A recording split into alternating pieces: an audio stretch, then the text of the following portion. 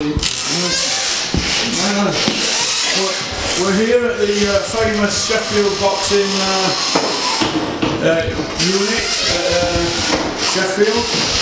I'm joined by young Tegan. You won the title last week, didn't you? National title. National champion. Right, Miller, what's your second name, Tegan? Stott. S-T-O-T-T. Tegan Stott, age 15. How tall are you? 6'3". 6'3", light middleweight. The biggest light middleweight I've seen since Tommy Earns, and he was 6'1". We've got legendary trainer over there, Glyn Rhodes. How are you doing, Glyn? I'm doing very well, thank you. And who's this young little man here? Tell me who you are. What's your name? Lloyd. He says Lloyd. Where are you from, Lloyd? Where do you live? Tell him. 100 Road. From where, Lloyd? 100 Jenkin Road. 100 Jenkin Road. Go on, lad. Well done, lady. Let's go, you like baby. coming here training, Lloyd? Yeah. He loves it, doesn't he? What's your name, young man? Reese Man. Reese Man. And how old are you, Reese? 13. Tell me boxing tomorrow. Are you boxing tomorrow, Reese? Wednesday. Wednesday. Where are you boxing at? Liverpool. Liverpool, yeah? Yep. Really? Looking forward to it? Yep. Going to visit his upcaps in Liverpool. You're going to visit your upcaps? It's an old joke, that's a football joke. That's an old one. Right. Are you looking forward to it though? Yeah. You are, aren't you? Yeah. You've been training hard? Yeah. Yeah, how long have you been coming to this gym? About 3 years. 3 years? You like it? Yeah. But you can't wait to get here after school, can you? Yeah. I had to write a letter today to get him out of school. I had to write an email to get him out of school today. I bet you were loving that, weren't you? Yep. Well, when you get a letter, you see, of Glyn Rhodes MBE, they all listen to it, you see. You've got some pull in there, you see. Glyn Rhodes there, that's lightweight, what you do, you? Lightweight, finished at light middleweight. Finished at light middle. You had a good career, didn't you? Had a long career. 65 fights, which is quite a lot these days. Training kids for world titles, haven't you, Glyn? Everybody who's trained for titles up there. They're all up there. Sam Sheedy, Commonwealth champion. Clinton Woods. Clinton Paul Silky Jones, is that? Yeah, Kel Brook. No, Bomber Graham. Bomber Graham, sorry, Kel's not trading, have you yet? Yeah. That's Jake LaMotta, Marvin Agler. Brilliant. Chris Eubank against Michael Watson. Look at all this boxing memorabilia here. Brilliant. Brilliant. Brilliant. This is the ring. Cassius Clay, the greatest. That'll be worth some money one day, Glyn. Glyn, tell me that little story about when you went out to you went out to Muhammad Ali's funeral, didn't you? Oh yeah. Tell me a story. Like everybody else, I woke up to the sad news that Muhammad Ali had died, I think during the night.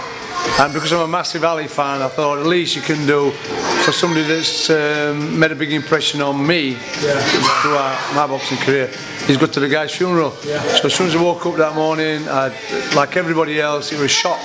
So I went straight, jumped on a plane, went to Louisville, and in a strange sort of way, even though I'm at a funeral, it was one of the best experiences I've ever had. I went to his childhood home. I went to his all by chance. What happened is I met a guy stood outside the Muhammad Ali Museum the morning after. That's in Louisville, Kentucky. And I got talking to this guy who I'm actually friends with to this day. And he says, have you been to the cemetery yet? I says, no. He says, do you want to go? And I thought, I've never met this guy before. So we jumped in the car. He took me to the cemetery, and some of the family members were still there having a private ceremony. So we were respectful, you know. We looked, and then we drove off. And then I got in the car, jumped in a taxi. The taxi driver says, "Where are you going?" I said, "Muhammad Ali's childhood home." So he took me to the where Muhammad Ali grew up, Cassius Clay, sorry, and he stayed with me. When I finished looking around the area, you know, like I said, it was the day after the funeral. Louisville was still busy with people who'd been to the funeral. The taxi driver never took a penny off me. I offered him, he went no. He said, "I don't want to charge you." So I'm not charging you. He said, "It's been my pleasure just to take you to this."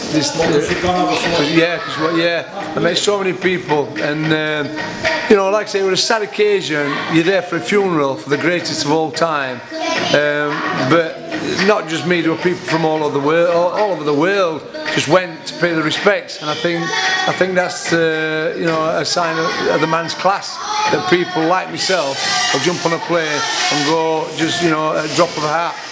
And it was a great experience. Like I said, I'm friends with one of the guys still today. The taxi driver, I tried to pay him. He said, I don't want to pay him. He said, it's been a pleasure to take you to where Cassius Clay were born. And the whole experience for me, just being there, it was unbelievable, honest, unbelievable. Enjoyed it. And you're obviously a big Ali fan. Oh, I'm a big Ali fan. Because you teach your fighters that leaning back thing, don't you? Well, you know, you couldn't teach what Ali did. You couldn't, nobody, you wouldn't, copy. You wouldn't teach anybody to come in your gym and try and be a Muhammad Ali. He was a one-off. And you know, I'm not just a big Ali fan because of what he did in boxing, but what he stood up for and what he believed in. You know, he was willing to give up the heavyweight championship of the world for something he believed in. How many sportsmen today would give anything up for what they believe in? They wouldn't, would they? They wouldn't. Exactly, too much money. So not just because of his style and what he did in the era that he did it, but you know what he stood for. You know, right to when he died. You know, and even when he had Parkinson's, we had the TV crew in here this week filming some guys we have here on Fridays. They've got Parkinson's, and Muhammad Ali, he didn't hide away from the fact that he had Parkinson's. You know, right till the day he died, he was out there, you know, telling people, you know. I'm a big Ali fan. I'm probably, you know, it's probably Muhammad Ali, Sugar Ray Leonard, and then there's a lot of old fighters, but Ali's #1 for me. It's a great story, that. It is a good story, isn't it? Yeah. Like I said, jumped on a plane. A lot of people. I didn't even tell people I was going. I remember sat in the travel agents. I'm glad you did it, then, aren't you? You know, when I was there and when I was going, I kept thinking to myself, "What are you doing? I'm travelling to Louisville. Who goes to Louisville? Nobody goes to Louisville. Where is it?" So I jumped on 2 planes, stopped at Chicago. 2 planes. Manchester to Chicago, Chicago to Louisville. And all the time I'm asking myself, what are you doing? What are you doing? Why are you doing this? But you know, once I've been and done it and seen the things I've seen, spoke to people who were there, boxing people, reporters, everybody, it was an unbelievable experience. I wouldn't have changed it. But like I say, it was strange. We're talking about going to somebody's funeral, and I'm just happy to be there. I couldn't get in the arena. You couldn't get in the arena. You were absolutely rammed. But just to be around, you know, I always say this about Muhammad Ali. He had an aura about him. Before, you could imagine, before he arrived in the building, you'd know he was coming because of the aura that he had around him. Well, we were kind of same in Louisville when I was there. Everybody was talking about it. The day after, when I went to the Muhammad Ali Museum, there were flowers just being laid. Went to the cemetery the morning after, and like I say, it was an unbelievable experience. So yeah, it's one of my not happy experiences, one of my experiences that I'll remember forever. So I'll get back on kettle now. See, 1 minute here rocking and rolling with superstars, and next minute I'm putting kettle on. Look at this, you're down to earth, packing me a cup. Thank you, and you're a gentleman. Right, I'm going to get your last 2 again, right, to show the champion at the moment. I'm going to get that young kid, Mr. Wayne, right. Keenan! Just going to say hello to the show, man, yeah? What's your first name? Mick. Mick, nice to meet you. Alright. Alright, mate, yeah, good, thank you. Yeah, I've seen you before. Met you just now, Anna. What's your first name? Go on, where did you know? Anything. Anything, that's it. Yeah, boy. What's your name? What's your name? Anita? Are you enjoying boxing? Yeah. Good, you'll keep at it and you'll be champ. Okay, but you're nice. Cool. That's me? It's yours, mate. We're good here then, yeah? Have a bit of a chat. Yeah, man. Yeah, I'm trying to do it all in one take, so MJ, you don't have to edit it all out. Sitting down, mate. Okay, official. Yeah, well, I'll sit, hang on, I'll just stretch it down and I'll get you over in the corner. Are you keeping alright? Alright, just still training, ticking over. Yeah. Ticking over good. Ticking over sound, mate. Yeah. Christmas is out of the way. Yeah, you'll have, is this why they've got all this on wall here for your weights and that? That's for us weights, But that's all year round, isn't it? It's not just because it's December, is it? It's December. Because if you don't get changed, yeah. No, something's going on. Right then, I'm joined by young Keenan Wainwright, who I've been told is a big hitter. Well, That's what they're saying. You've got a big dig on you, haven't you, Keenan? So the word is... The word's going out that I can hit people hard. Right, it's Russell from Porky's Corner. We've got young Keenan Wainwright from Sheffield, aren't you, Keenan? Yeah. And how old are you now? I'm 20-year-old now. 20-year-old. I'm 21 in January, so Basically, you're 21 next month. You've had one fight. One fight. Glyn Rhodes is managing you and training you. Yep. And Dennis Hobson's promoting you, yeah?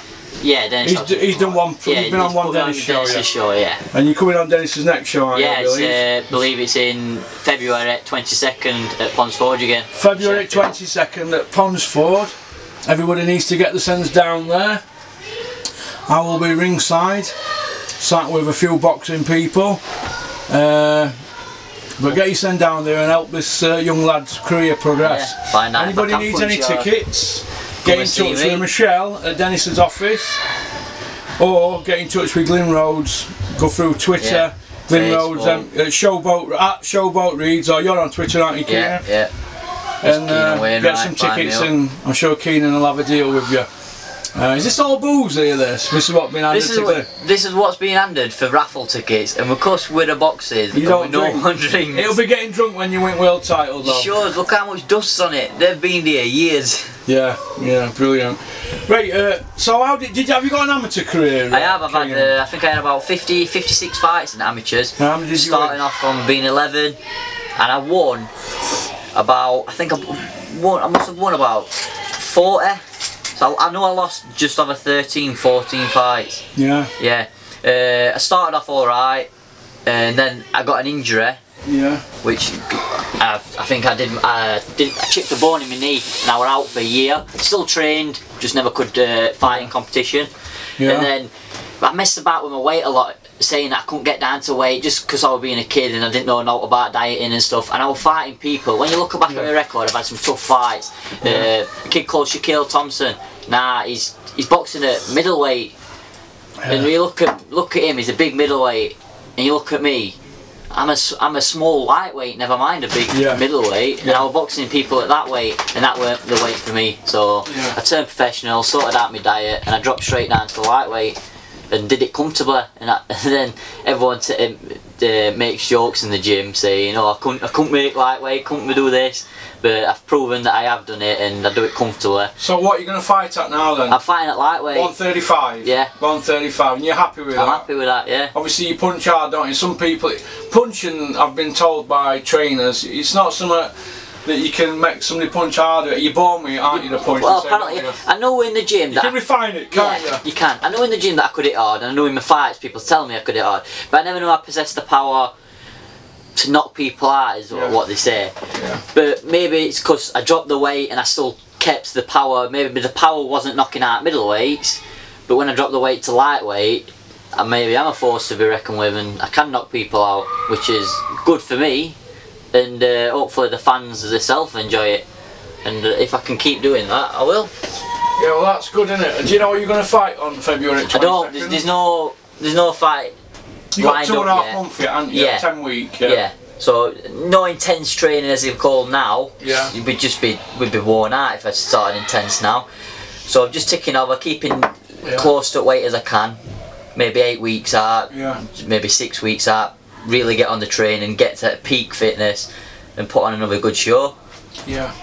But the opponent, I think, is definitely going to be stepped up in class to give me a test, because there's a lot of people that won't fight me now because I've knocked someone out in the first round. Yeah, you're going to find it hard to get matched, aren't you? Because you're going to be known as a banger, aren't you? Apparently. Yeah, well, you don't get paid for overtime, do you, Keith? No, and the more rounds you do, as I said, puts miles on your clocks, and it's a short career as it is. Do you know why they say that, right? What's the point in you doing 4 rounds, wasn't it? Yeah. Why do you need to do 4 rounds and get it maybe 25 times in that 4 rounds? Because it's all damage to you. If you can get in and take them out, take them out. Any fighter, in my opinion, who says, "Oh, I just wanted to do rounds," they're lying. They'll say that at the end of the fight if they don't knock them out. Well, I wanted to get rounds in. It's a cop-out, and it happens all the time, as you know. If you can take a knockout early doors, you're going to take it out. And in that fight, if you were to watch it back, which is on YouTube, you can get it. It's only a phone recording. Yeah. But you never see me rush it. I didn't want to knock him out. Yeah. Even though that's the name of the game, because if you just rush to knock him out, you leave yourself open. Yeah. And I just did what I did, and the shots I caught him with were hard enough shots to knock him out. Yeah. Which it's not forced on, but it was just how it happened. It just knocked him out. Yeah, yeah. Well, listen, you 1-0, and let's keep at it. You've been training since, haven't you? Yeah. You'll be at gym all over Christmas, haven't you? Where are you on here, Keenan? I'm actually, this is the amateur board, I'm not on the pro ranks. Oh, yeah, the pro ranks normally sit here. So jump on then, let's see what your weight is today. Well, I've got to keep an eye on him. I'll not strip off properly. Come on then. I'll take my shoes. You want to be about 142, don't you? Oh, we're not turned on yet.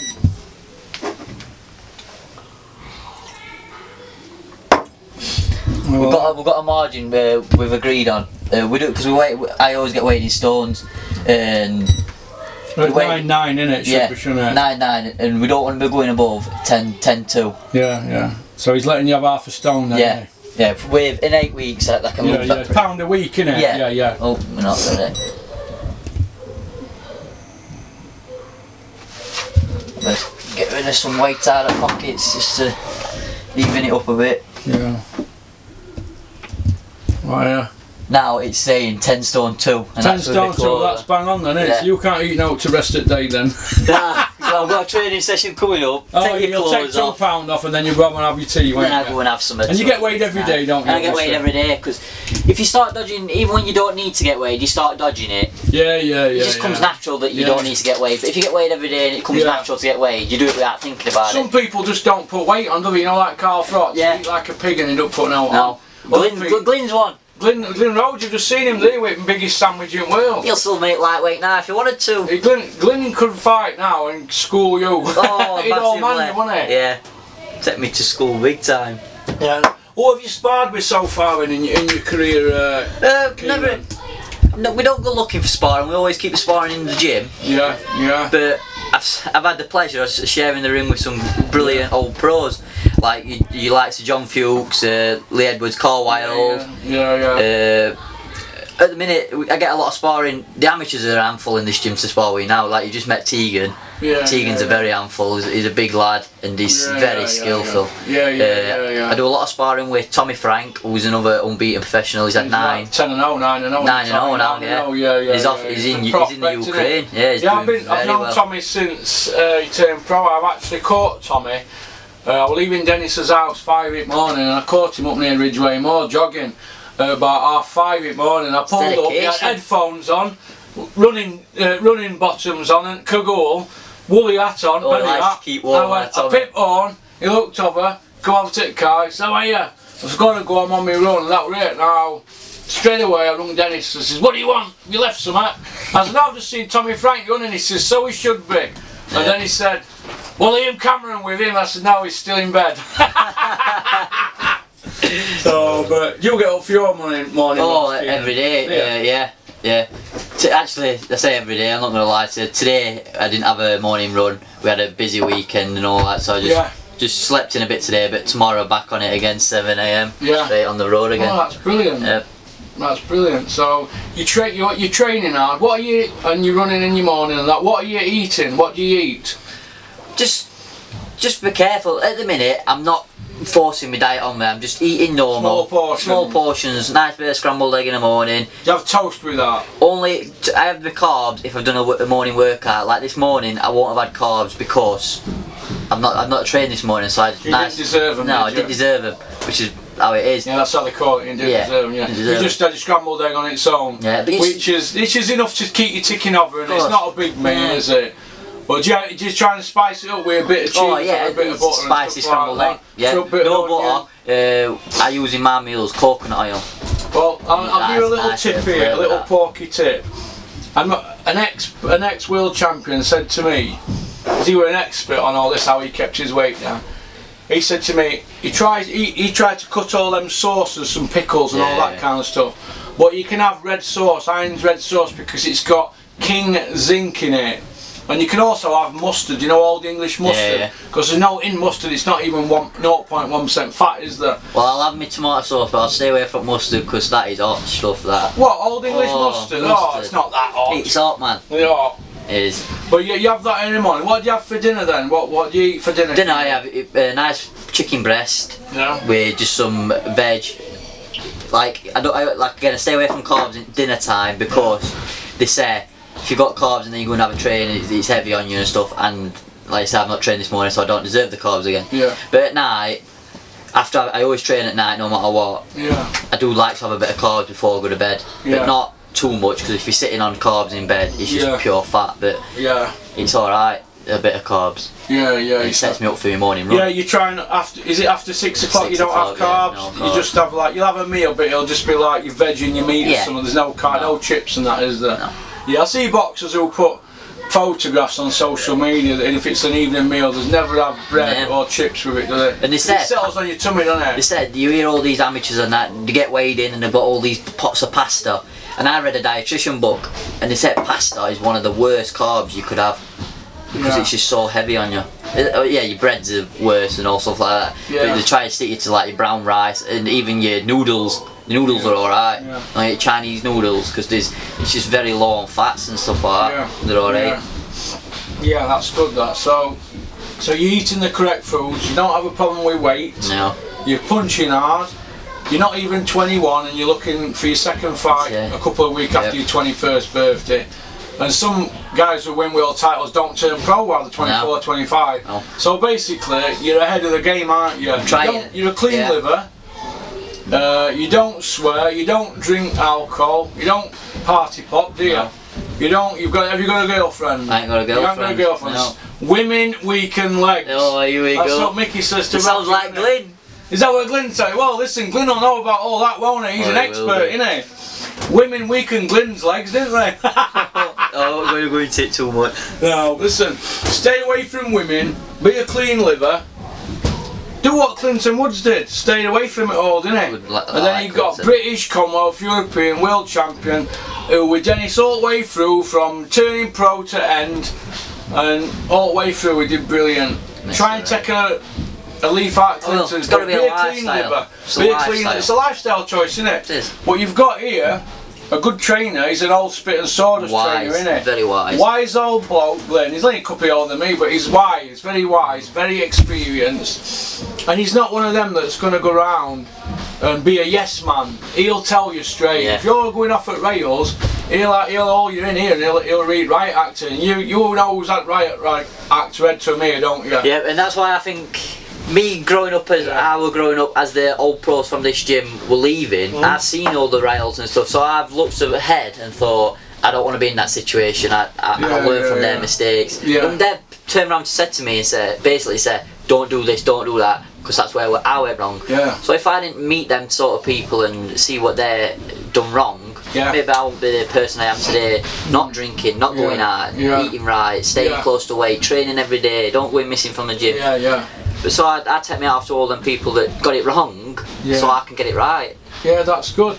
Well, listen, you're going to do alright, mate. I've just got a good feeling about you. I've heard good things about you. Dennis was saying good things to me the other day. Glyn's raving about you.